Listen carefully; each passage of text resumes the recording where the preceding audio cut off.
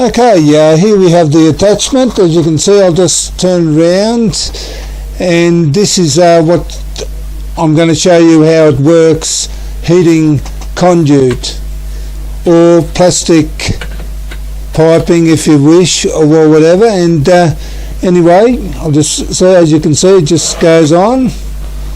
I'll just turn the heat on here. I'll just put it on high heat. That's the beauty of this, you can have it on high heat and it will not scorch the pipe on high heat. Now, as you can see, I'm turning it.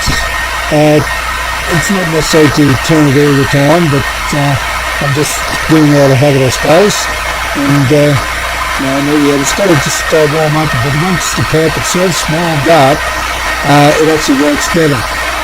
And as you can see, that one's nice and soft. I've got another bit of conduit, a little bit thicker conduit, that's schedule 40, I think. And it'll take a little longer, but you must agree it's a bit better than waving your heat gun all over and missing it. It's still a little bit longer, as you can appreciate. Yeah, okay, now it's getting a little bit softer. And I'll just give it a little bit more time, just to show you how soft it can get. Okay, oh Jesus, that's hot.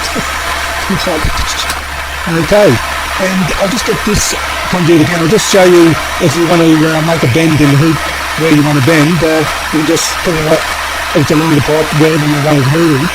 And this is a pretty little real quick. Well, as you can see, it's heated all around, as you can see.